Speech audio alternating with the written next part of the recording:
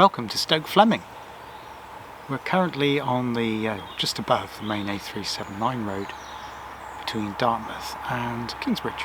The little lane is called Old Lane and leads up to Stoke Fleming Church, which we'll look at later on in the vlog. And this lane also forms part of the southwest coastal path, which goes all the way round from Poole near Bournemouth all the way round to Minehead in West Somerset. Certainly won't be covering all of that in my vlogs, but as we move around and lockdown eases, we'll be covering parts of it from time to time. Okay, so what we're going to be doing over the next few days filming while I'm here, condensed into one vlog, is to explore this lovely little South Hams village, be telling you more about a certain person that lived here and about his history.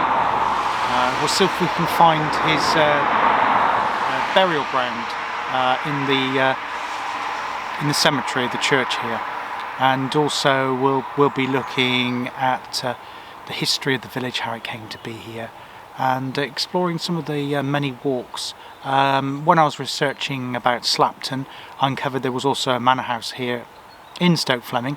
In actual fact, this lane that I've just walked down from the church passes by the site of the former manor house, but I don't think there are any remains that are still extant in that location. But if I get a chance, I will see if I can do a little bit explore in that area to see if we can have a look. I've just filmed a little bit, some bits and pieces without the microphone, so I'll put some music on that. We're just above Blackpool Sands Beach, which you'll remember from vlog number 2 or 3, I can't remember now, 2, when I was talking about the battle on the beach there. So we're just above that beach at the moment, just to give you where we're bearings, and above where the lane leads on to Christopher Robin Milne's cottage that you saw in the vlog there. Anyway, come on, join me on the walk back towards the church and enjoy the spectacular views on the way. Now I'm just heading back up the road towards the church. Just a few bits and pieces to catch up with you. I didn't mention anything about what's going on in my own life in the last vlog, but I did just have the COVID vaccination this afternoon. I went over to Buckfastleigh. I actually live in Stoke Fleming parish. I don't live in the village itself, but the parish is quite big, so I live about 2 miles from the village, so I've walked over here latter part of the afternoon and just doing some bits and pieces for you. So yeah, I had that this morning. There was actually an incident at the vaccination centre. Unfortunately, one lady who went to the vaccination centre, her car caught fire in the car park before she was waiting to go in. So the fire brigade were actually in attendance, blue lights flashing, as I was approaching the centre, and they actually closed the centre off for about half an hour, so they were running about 30 minutes late. I wasn't complaining. I'm glad to have had the vaccination. As I explained on a previous vlog, I work in retail in the supermarket, so obviously there is a bit more of a risk compared to office or working from home, because we're coming into the contact with the public a lot. So I'm very relieved, and I'm also in the slightly higher risk age bracket. I'm 57, so I am very relieved to get the vaccine. It was the AstraZeneca one. I know there's a bit of argument about which one is best. I don't know. I'm just glad to have had one, so I'm relieved about that. The other thing to tell you about was on the last vlog, I think it was the one at Dartmouth Castle, I said I was that afternoon, or actually there was the evening. It was the latest interview I've ever had. It was 11 o'clock for night for a job with a supermarket doing nights. I've done nights before. I do enjoy doing nights. Unfortunately, I 2 weeks now since that interview, I didn't hear anything at all, so presumably not got it. I know there are so many applicants for every single position at the moment, and I'm in a fortunate position that I actually currently have a job. But it's just that I have a desire to return to Cornwall to be closer to my daughter, so I don't have a pressing need like a lot of other people do in these very, very difficult times financially for everyone. So I will keep trying, but it is quite a difficult climate, as I'm sure you all appreciate here with what's going with the pandemic and the lockdowns. Anyway, I hope you all are all keeping well and making the most of time and life. I know it's a time where we with lockdowns, if you've been furloughed or you staying more time at home when you can actually consider what life's all about, perhaps thinking about a new career, doing a different thing. This is one of the reasons why I've come up with doing some YouTube. I thoroughly enjoy it. As I said, I've been doing photography for many years, and during the first lockdown it was something that I thought about and started playing around with and planning to do, so that's why I started it just a few weeks ago.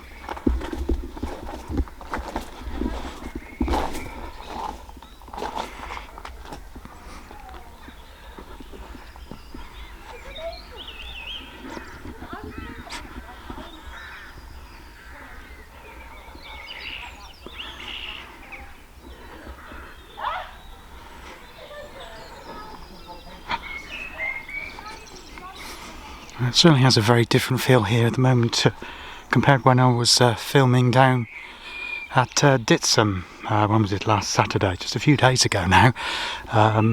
Then the sun was out gloriously. It was very clear, slightly colder now. It is quite mild now. It's about 13 degrees here, but that mist gives it a very different appearance.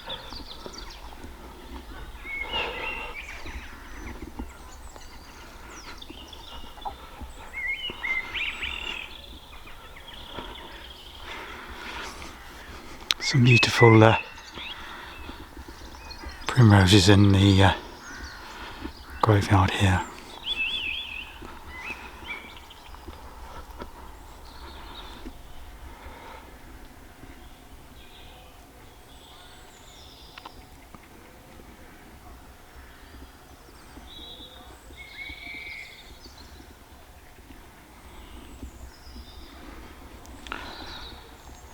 Now this gravestone here has actually got a sundial on top of it, something I've never come across before.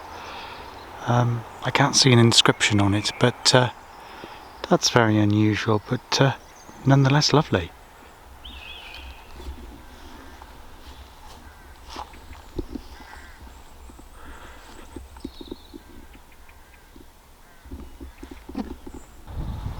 Now this is the gravestone of George Parker Bidder, probably the most famous resident here in Stoke Fleming. He was actually born in Morton Hampstead in mid-Devon, which is just north of Dartmoor. We're the other side of Dartmoor here in South Devon in the South Hams. He became an engineer and worked with George Stephenson. He was actually born to a family of masons, generations of masons. His father was a mason and realised his son was a prodigy in terms of mathematical skills, and before he was even the age of 6, his father toured him around the country fairs and effectively exhibited him to the people to show off his skills. Unfortunately, this meant that his education suffered somewhat. Notwithstanding this, he went on to further and widen his education, was taken up and became a right-hand man effectively for George Stephenson in terms of the railways.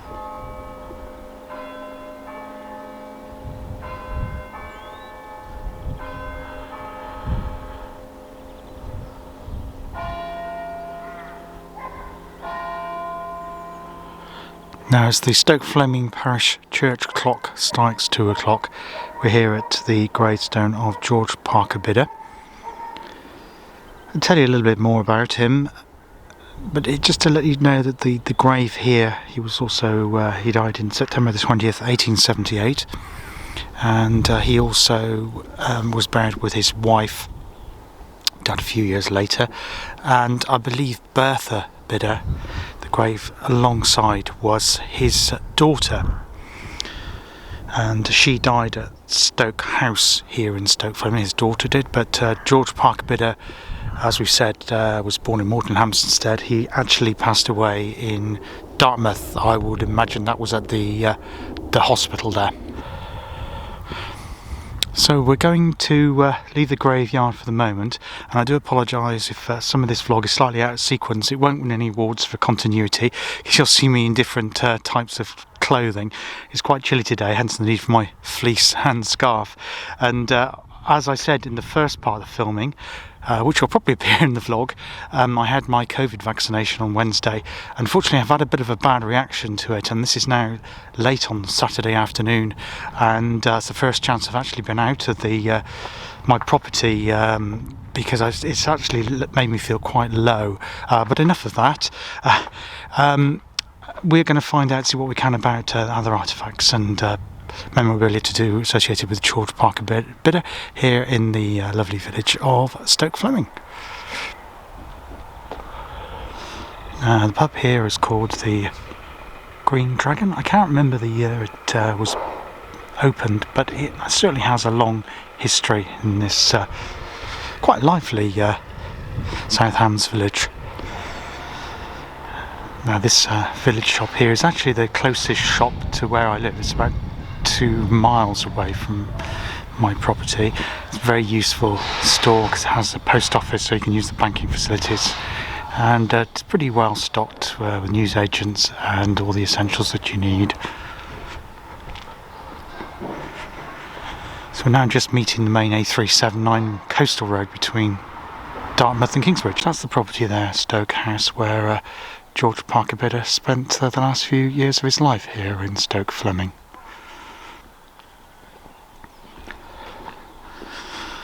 Lovely sign above that there, Stoke Fleming electricity supply. I'm not sure whether that was previously used as a generating station for the supply of electricity around the village. I'd love to know a little bit more of that. If you do know and you know a bit more about Stoke Fleming, please drop me a line in the comments below. So yes, here is the sign. A tribute to the genius George Parker Bidder, recorded in history as the calculating boy, with George Stephenson, pioneer in railways, a son of Devon, 1806 to 1878, and recorded in history as the calculating boy. Now this is Chapel Lane, and I do believe if we go down here it should take us to Stoke Fleming's well. So we'll just have a look about that.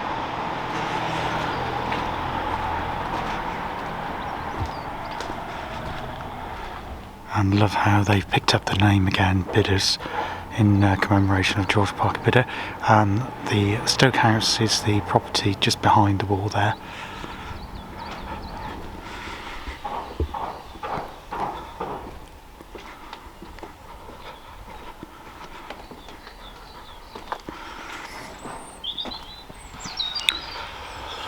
Yes, and here's the well.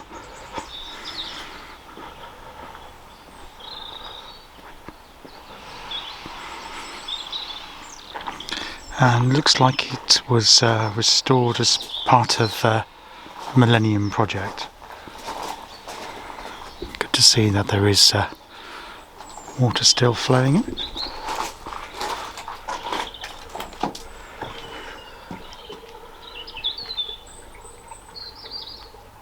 Don't know if the microphone's just picking up that now.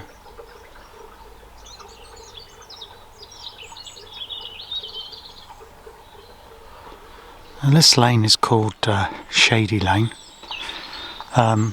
presumably because of the trees. It's actually a no-through, not only is it a no-through road, it's a no-through path. So it doesn't continue down to it. Logically you would think it would make its way down to the coastal path, the southwest coastal path. But as I mentioned when I was doing the piece to camera on Wednesday, the coastal path, the southwest coastal path through Stoke Fleming does a weird kind of loop. It actually goes on the lane round the back of the church, past the Stoke Lodge Hotel, which we'll look at in a minute because the path's been restored there with a lovely little lake.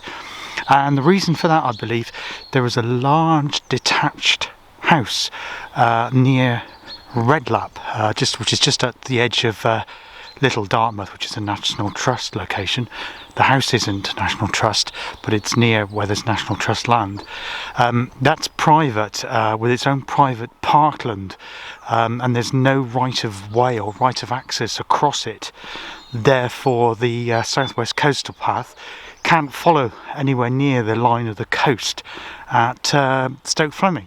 It's just one of those little lodges. I think it does that in 2 or 3 locations around the coast, but this is one of them where it has to do a bit of a loop quite inland, and it does go past a fairly busy road, obviously particularly in the summertime.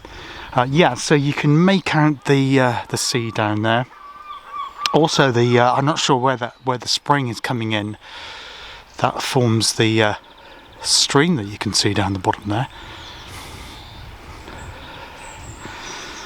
And yeah, so I mean, conventionally the coastal path would normally be out over there somewhere, but it's actually some 200 metres behind where I am at the moment. As I say, that is a bit of a strange one. And the property, I think it's where those pine trees are. It has its own private parkland. I know that recently they have actually put up some new green fencing, and perhaps we'll go down and have a look at that, because I think they had quite a few deer on their site, as well as some other animals there. But you can't obviously get too close to it. Now I'll try and find some copyright-free Creative Commons photographs of George Parker Bidder, and hopefully some of the work on the railways that he did as well, and stick that into this vlog, so hopefully that'll be appear towards the end. I'm still learning about editing process, and although I've now managed to work out how to record video on my laptop, as in what the laptop sees on the screen, and capture that, as you've probably seen on the maps one I just did of where is the West Country, I'm still struggling how to work out to insert a single frame of a still photograph inside a video clip without mucking up the tie-up of the sound and the video, because on my editing it then shows that there is a lag between the sound and the video if I do that. I'm sure I'll get there and work out how to do that. Not too, but at the moment I am tending to stick the photographs towards the end before it, so it doesn't muck up, so my voice and sound is still in sync with the video, because I know it looks terrible when somebody's mouth is out of sync with what you're seeing on the screen. But I'm sure I'll overcome that at some point and work out technically how to do that on the video editing software that I use. Okay, so we're coming a bit further down towards Shady Lane here, and some very big properties which look out to sea, which have beautiful views, so I'll share that with you in a moment. And as I say, what we got coming up is next week, the next vlog will be Slapton Part 2. I'll probably be filming that, start filming that again over the next couple of days. The temperature here today is really cold. It has to take my breath away. As I say, I have been indoors getting over this reaction to the vaccine as first day out. But it's particularly cold today. I think it's about 4.5 or 5 degrees, considering we had it up around 14 degrees when I was filming at Slapton, well, only about a week ago now. It's a bit of a shock to the system. Yes, so this is where the start of the private parkland is. You can't actually gain access there, and there is a sign here saying that there is no access to any of the beaches on the coast from this lane, either by foot or by car. But we will continue. I know I do need to retrace my steps, but it's a very pleasant walk. The fact that it is a no-through lane and no-through footpath usually makes it pretty quiet. So you don't get lots of hikers in the summer, because I say it's going inland and around Stoke Fleming, so it does tend to avoid that.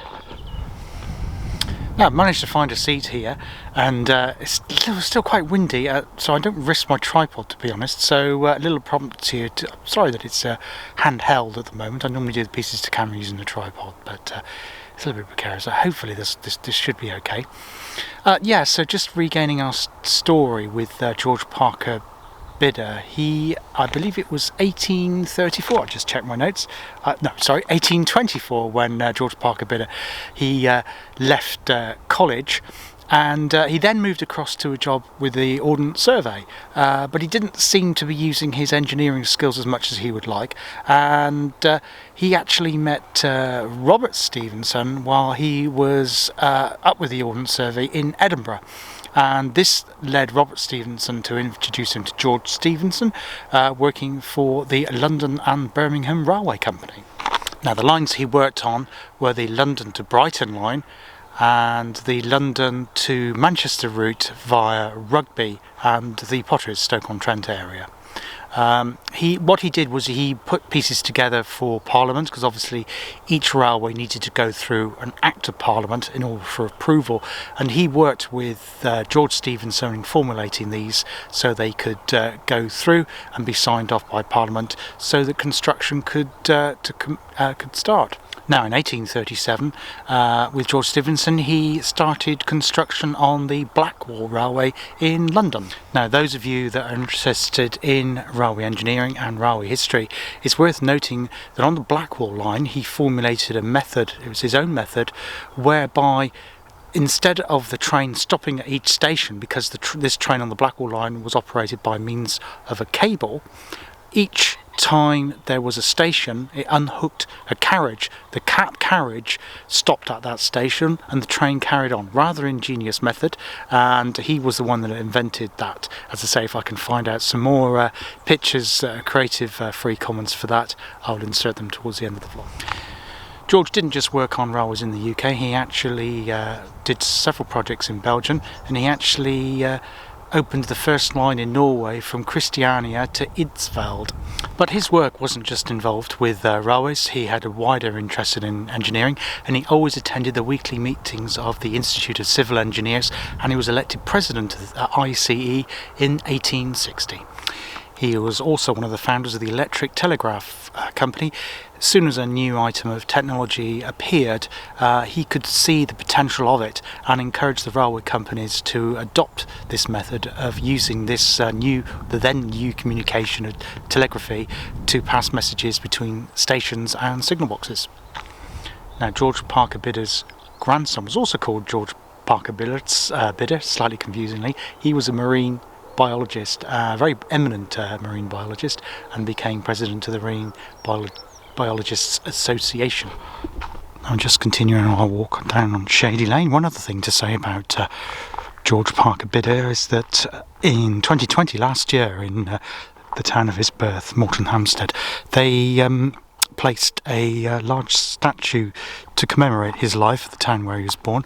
It's a bit disappointing to see that apart from the little, it looks a bit of a homemade plaque, to be honest, there is very, very little in the village here itself to commemorate his very distinguished engineering life. And a lot of his work and his talent seems to be rather forgotten, and there is a book, a name that escapes me now, but when I was doing the research for his life, an eminent mathematician had written about great mathematicians throughout the ages, and he actually placed George Parker Bidder second in great mathematicians of all time, which is quite an amazing accolade, and I will dig out the links for that and pop them in at the bottom of the video. As we go on down here, this is where you'll actually see the green fencing, and that's at the point where this private estate blocks off what would have been this the link of this path down towards the beach here. I believe the property, this is very extensive property, I think it was on the market a few years ago, and at that time it was the most expensive property in Devon. I don't know how many millions it went for, but it comes with its own private beach as well as all of the private land that extends around it, and it is a full parkland, but we'll go up as far as we can go with that, and then return back to the village to look at well, a relatively new and restored piece of public footpath throughout we get a good view of the coast through the fencing here. It's the private property, where you get a feel of what the path would have been like had it followed the original line of the coast at this point. And this is the sign which denotes pretty much the end of the walk at this part. As you can see, it says private property, public footpath ends at the gate in 150 yards. Please close the gate. So we're just going to have a quick look at that. I'm not sure this path is very passable, but we'll just have a quick look. Yes, I don't think many people actually go past that once they see that sign. It's quite interesting, this bit here. Obviously was an old, very old ancient track at some point, Very, very little used today.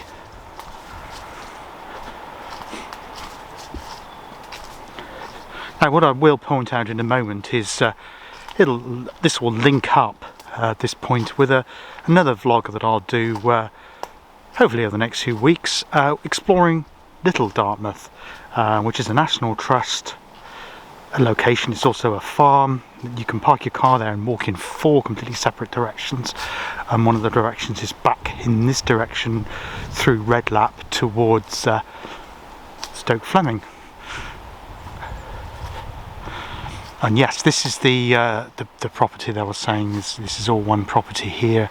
The land you can see, which is private and private parkland, and that's the reason why it has to go on a detour. And as you can see there, that is where the public footpath comes to a complete juddering halt, and you cannot actually pass any further.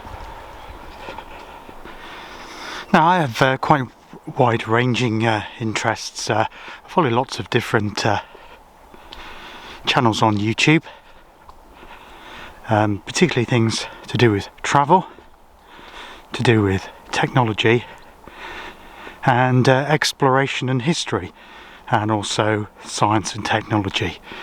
I'm not one that's overly keen on things like computer games, that sort of thing. I feel I prefer things based more in reality rather than in a virtual screen. I appreciate the irony of it, because obviously you'll be looking at this on a screen at the moment, but I do like to look at other people that are sharing their experiences of the area where they live across the world, because that's really how we learn and develop, is to understand and share our experiences, because obviously all our experiences are different, and every different part of this wonderful planet is unique in some respects. When I was doing the research for this little vlog about Stoke Fleming, in particular about George Parker Bidder, our calculating boy, I was actually struck by how very little there was on the internet. There are. It was taking me to links to mathematical universities. Some were based in North America, and one was in Australia. Very little in this country, and the only link I could see on YouTube, or any reference at all, was one. I think it was a North American Canadian podcast. So no visuals. It was just talking about it, a little bit about his life, and there was nothing else at all. Nobody else had ever made anything to do with him, which, as I say, because of the enormity of everything that he did in terms of civil engineering and the legacy of our railways, that struck me as quite a serious omission. So in my own tiny little small way, I hope this vlog is a tribute to you, George, and everything you've done for the world of engineering and transport. So thank you. Now, it's like I do follow lots of very differing channels on YouTube, and one I'll just mention out here is a channel, the channel's called Jago Hazard. That's Jagoha, new word, Hazzard. Worth a look if you're interested in railways at all. He particularly focuses on the history of railways in the London area, and I know on the one he did on Blackwall, he did mention George Parker Bidder. So thank you for that. But if you are interested in history and particularly how all of the underground railways came together and the history of all those different lines, because obviously they're completely separate companies, I can highly recommend his channel. Another thing I found was this lively little lane running behind some housing in the centre of the village. It's a very noisy rookery just behind me, just on the edge of the hotel. So that's where all the din is. I'm just coming down towards the new path here, and as I say, it is quite inland, but this is the coastal path for reasons already stated. So some new fencing has been put up on the left, and wooden rail fencing which is bordering a property to the right. This path up until last year was quite uneven and broken. It's very delightful path. That's the church clock just chiming 3 o'clock, so I've been on an hour's walk around the village, and obviously that'll be condensed down for the vlog. This is the very lovely old hall garden.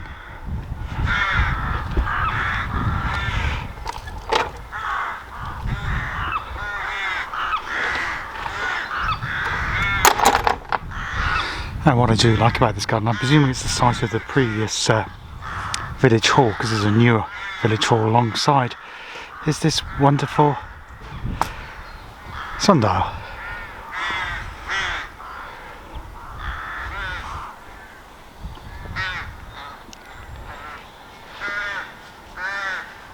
And it was kindly donated by the Stoke Hotel, and it was placed in March 2006.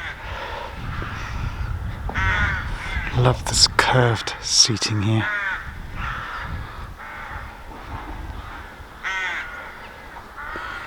Good to see some camellias out at present.